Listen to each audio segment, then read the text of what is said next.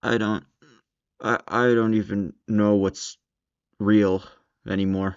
Hello there everyone and welcome back to Canine Cannibalism. Today we are going to be taking a look at Grandpappy by Patrick C. Harrison III.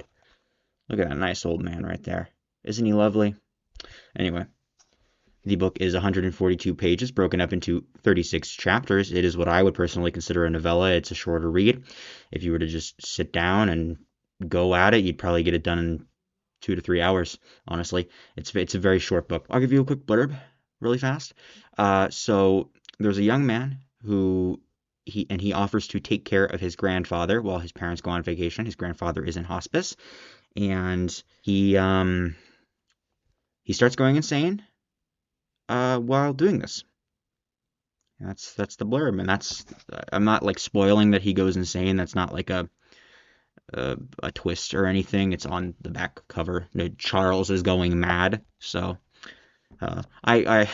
funnily enough, I forgot about that part of the blurb when I was reading it, and so I was like, oh, the twist is that he's crazy. No, no, they let you know that from the start. That's not a that's not a twist. Anyway, gonna be doing normal stuff in this video. Trigger warning, plot summary, or review, and then plot summary, and then any extra review stuff if I've got anything to say that would require spoilers.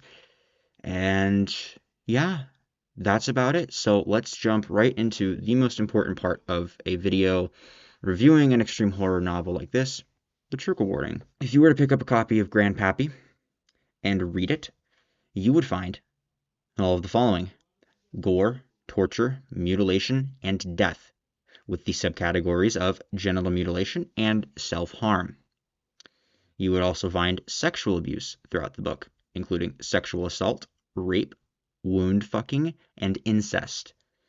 You would also find child abuse throughout the book. Not a major point of the book, really, except for a couple of scenes. Never mind, I take back my last statement. This includes physical abuse, including murder and death, and then also infanticide. So, yeah. Yeah, there's also a little bit of shit in this book, uh, and some coprophilic acts to go along with that. Not technically intentional coprophilic acts, but coprophilic acts nonetheless.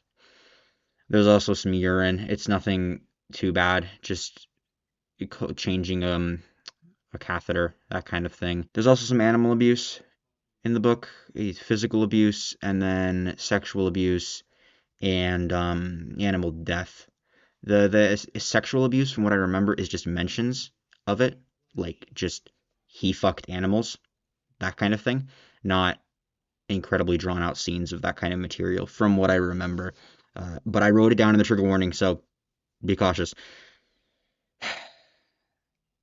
You also have some intimate partner abuse as well as elderly abuse. You also have your general filth, which includes the ingestion of pus and then also sores and ulcers. So, yeah, that's your trigger warning. Not a whole lot there. I mean, it hits all of the key extreme horror book things: child abuse, genital mutilation, a little bit of shit stuff. So, it's all there, but it's not the 120 Days of Sodom. So, let's get into some general review stuff. Now, this book is a solid 7 to 8 out of 10, like high 7, lower to mid 8, in that general range, ballpark, whatever. I would highly recommend it. I found it to be quite enjoyable to read. The book is very similar in style, and I guess not, well, style kind of, more so narration. It's very similar to Dead Inside. That was it's very it even in the forward, I think, says he takes inspiration from Dead Inside, and as well as a couple of other books. I think Womb might be one of them. I don't remember fully, but it's very clear. The narration is very similar. It's very first person esque. Not fully, because there's a hint of omniscience but it is very like first person point of view going through a story that way. This book is like a fever dream. Everything that happens, it kind of just bleeds in and out of everything else that happens, and that's kind of what happens when you have a narrator who's insane and losing his mind and is in the middle of some psychotic episode or something. It all feels very surreal because it is very surreal. This this book fucking did a number on me, man. This is the kind of book that makes me feel like I'm going insane. Just like uh, I find myself to be very good at putting myself into the situations that the book is creating, painting this picture in my head, and seeing the story that way. And this is the kind of book where everything is just fucked, and I don't mean like extreme horror fucked. I mean like reality is fucked, and it just kind of makes me question what the fuck is happening. Surprisingly, I did not dream about this book, but this book is like a fucking dream. It's it is mind numbing to try to describe, and that is not a bad thing. Uh, Funny story. I was playing a lot of Goat Simulator 3, and this book takes place in a suburbia, and there is a part of the map in Goat Simulator 3 that's like Suburbsville or whatever. And so in my head, the book took place in Suburbsville, just because I was playing so fucking much of Goat Simulator 3 at the time that it I based the suburbia in the book off of the last suburbia that I observed, which happened to be in Goat Simulator 3, which then turned some of the characters into Goat Simulator 3 characters. So that really didn't help me questioning whether I was fucking alive or not while reading this goddamn book, but just something I thought I would mention. Because of the nature of the unreliable narration of this book, a lot of it is left open-ended. Like you can choose what you want to trust from the narrator. And I simultaneously really, really like that because it allows you to decide what's happening. But I simultaneously, I don't know, there's like two wolves fighting inside of me, man. It's like one side loves the nature of letting your reader decide what they want, and the other just wants you to tell me what the fuck is going on because it's so chaotic. Um, but it's just like a tug of war. It's overall, I would say it is a good thing for the book. I would say the open-endedness, the unreliable narration aspect, it does wonders for the book. I personally just wish a little bit that there was like just a teensy little bit more explain like expressly from an outside point of view explained to be factual, but there isn't. It's very, very if you really wanted to, you could decide that like 99.9% of this book just didn't happen. You could just that's the nature of this kind of story. Obviously, practically you can't do that or you shouldn't do that because it kind of ruins the whole point of the book, but you could theoretically do that. There are some typos that I noticed. Not a big deal. Just thought I'd put that out there. Doesn't hinder the book in any way. Very, very few typos. This is not Zola or anything else like that. It's just the nature of this kind of writing. There happens to be typos in this.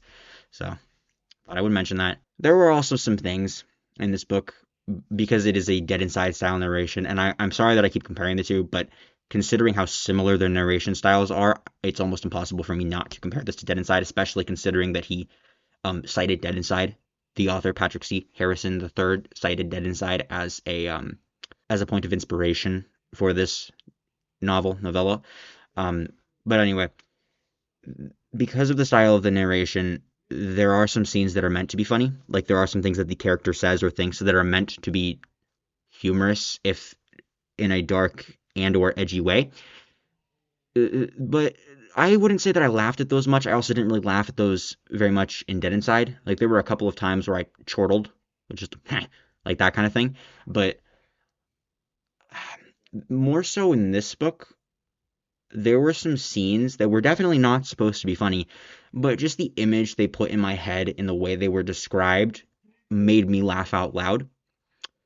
And I really don't know if that was intentional or not. I really don't know, but there were a couple of like really, really fucked up scenes, and the way that like one of the characters was described or something about the scene was described, it just made me crack up, and I am more inclined to say that it was not intentional, but I do not know that for certain.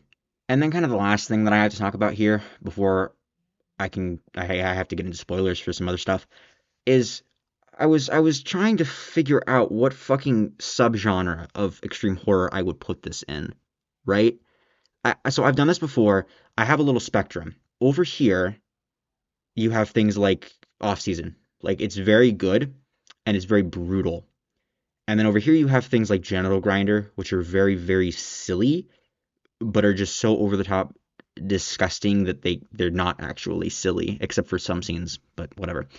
And then in the middle you have all of the other shit. Right in the center you have things that are like really like the slob, like very standard. It's got a little of this. It's not quite this over here, but it's not so over the top that it's funny. And for most books, outside of Hog, because I'm still not entirely sure that that book wasn't written just as porn. I'm not entirely sure about that. But for every other book, mostly, I can place where the book would be on my little spectrum. Not with this one. Not really. It's it's goofy in some scenes because of their narration. But it's okay, again, it's very similar to Dead Inside in style. Dead Inside, I would lean more towards the Genital Grinder side. Just the outrageous sex acts that that character performs are just insane. This one, less so. There is one scene that is a disgusting sex act that is very akin to something like the scenes in the abortion clinic in Dead Inside, but not quite. It's a little less over the top. And then there are other scenes of violence and stuff and just the insanity of the book that make it seem much more visceral, in my opinion. Like it's much more toward this end of the spectrum. So it's kind of like a weird fucking slider, I guess. And I guess you could argue that 90% of these books are that, and that my spectrum greatly oversimplifies that entire concept. But I don't know if this book is just, and I think again, I think that has to do with the style of the narration and just the character being actually mad. It just makes it so hard to pinpoint exactly where it would fit on that spectrum. It seems to me like it's almost in a genre all by itself, if or a subgenre rather. Like if you were to take Dead Inside and feed it crack cocaine, that would be this, or like DMT, or way too much ketamine, like just fucking dissociating and bleeding in and out of reality, but Dead Inside in style, in theory. I don't know. It really doesn't matter that much. I just found that to be interesting that when I was sitting down and thinking, where the fuck would this book go in my stupid fucking spectrum? I was like, well, it should be over here, but also it should be over here. Book reviewer finds out that you can have both, that books can be complex. Insane, I know. Anyway, that's enough of my review for now. I'm going to get into a plot summary for you. Spoilers, obviously. If you don't want the book spoiled for you, this is where you click off of the video, because everything after this point is going to be spoilers. So, with that out of the way, let's jump into the plot summary. Charles, who was a young man, arrives at his grandparents' house. He will be taking care of his grandfather, who is on hospice, while his parents go to some tropical land far, far away to vacation for 2 weeks. Inside, he meets one of his grandfather's ancient dogs after his parents have left. They show him around, and then he meets one of the dogs.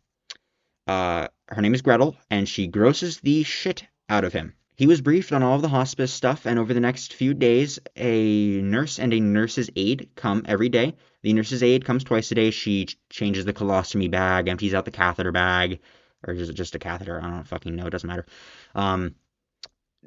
sponge baths, that kind of thing. And then she comes at morning and at night, and then also at night, the nurse will come and she does a general checkup on him, make sure he's doing well, and then does anything else that needs done. Over the course of this time, Charles starts to drink heavily, and also he finds random pills throughout the house in drawers and stuff, and he just starts doing them, like even ones that don't have a label or that are in plastic bags.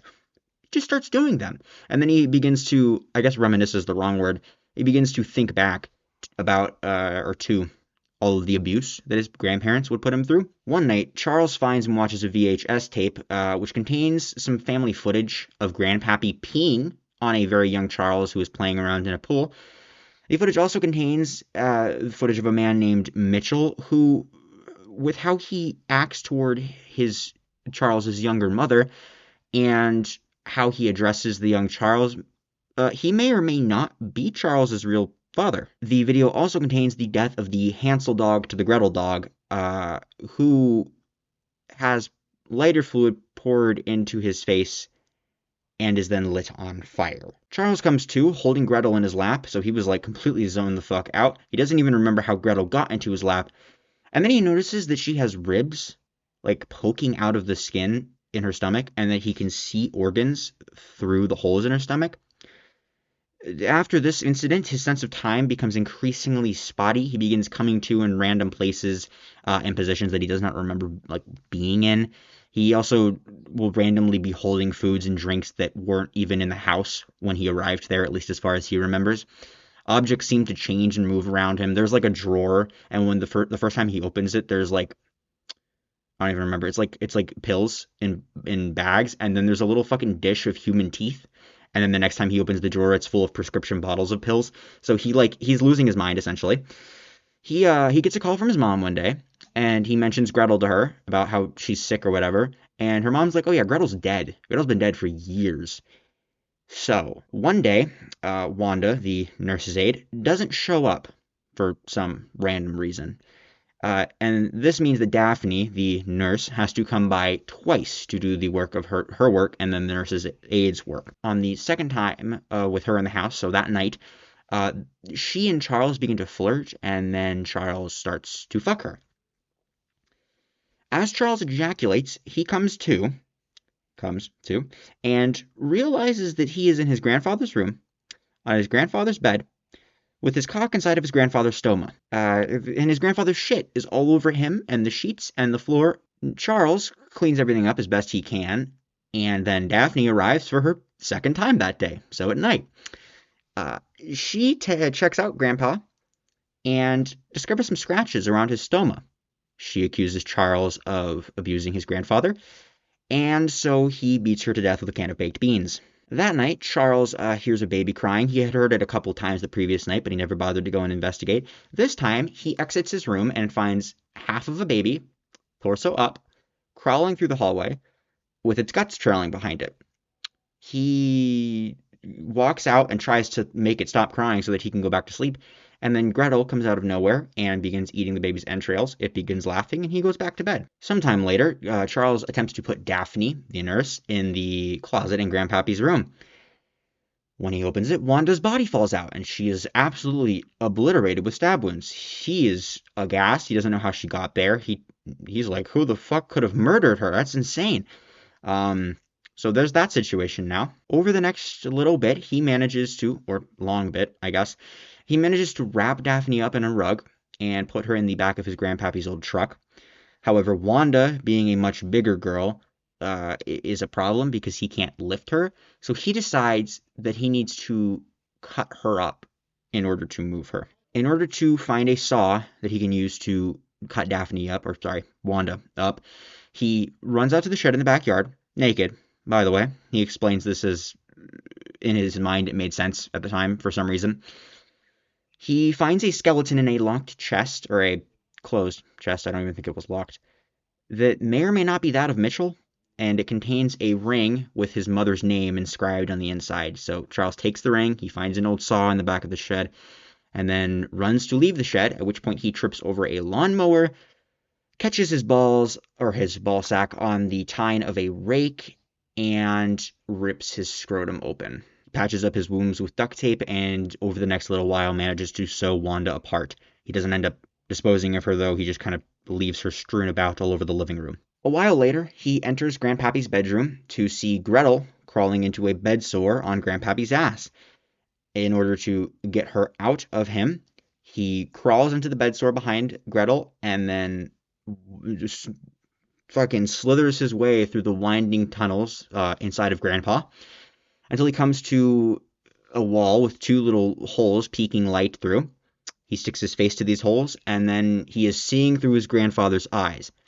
And in this state, he sees a number of past events through his grandfather's eyes, including his grandpappy raping people, burning down houses, committing hate crimes, having sex with animals, and also killing a baby who is the crying baby from the hallway, who also, it turns out, happens to be his mother's dead little brother. And she never told him how her brother died, but in this little delusion vision thing, he sees Grandpappy saw it apart with a chainsaw. He also watches as a younger version of his mother kills Mitchell for stealing a pack of her cigarettes, even though he can't recall his mother ever having smoked. He then watches as his Grandpappy, his long-dead grandma, and his younger mother eat Mitchell's corpse. After all of these visions pass, he watches through Grandpappy's eyes as a outside, he refers to it as the outside version of himself, as a version of himself stands beside Grandpappy's bed,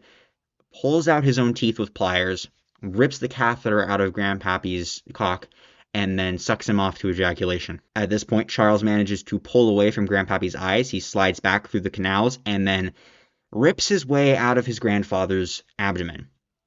He comes to in Grandpappy's room, holding Grandpappy's old gun. The top of the old man's head is completely blown off, and his chest and rib cage are blown open like a chest burster, but like if it came out of your stomach, so a stomach burster. But also I said rib cages, so also just a chest burster. It does not matter. Charles has, in fact, pulled all of his teeth, and he looks down at some of them on the ground, and he also spits out a wad of his grandfather's cum. So, Charles' parents arrive to the house to find him toothless and covered in blood. He hands the ring from Mitchell to his mother, who gasps upon seeing it, and then he walks out of the house naked over to his car to drive home. And that is the end of the book. So, let's talk about that for a second. As I said, a lot of this book can be left open to interpretation. It is completely up to you to decide what happens, if anything happens. Maybe he's just in a psych ward with how insane he is.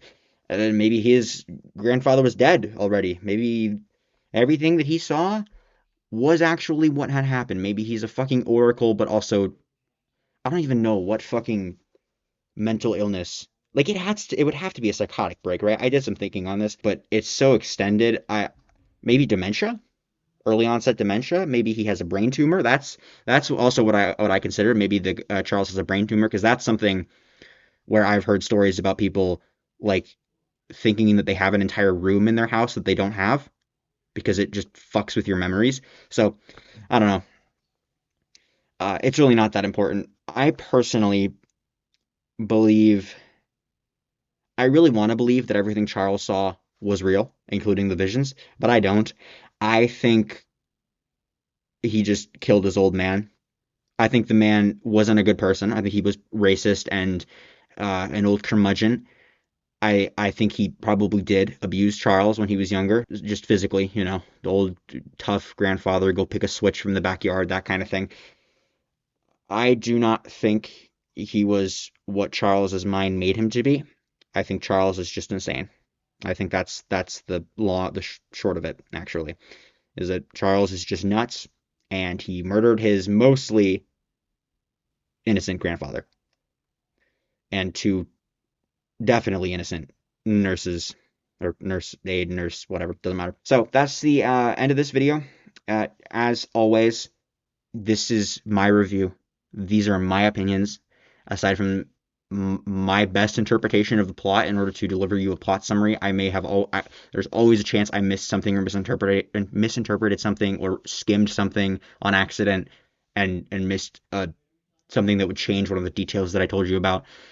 But aside from that, and then the trigger warning, again, to the best of my ability, these are my opinions. You are welcome to form your own opinions. I would highly recommend you form your own opinions. I would highly recommend you buy this book for yourself. This is a solid, as I said, high, like top of the fucking highness 7 to lower mid 8 range. It is a very good book. I would highly recommend you read this if you are interested in extreme horror. If you liked Dead Inside style, but maybe not its content so much, I feel like this might be for you. Kind of. It's different in style, similar in narration and style, if that makes any sense. Like some of it is very similar and some of it is drastically different. I would recommend you buy this book. There will be a link in the description, as always, to where you can purchase this book. That's pretty much all I have to say. So yeah, see ya.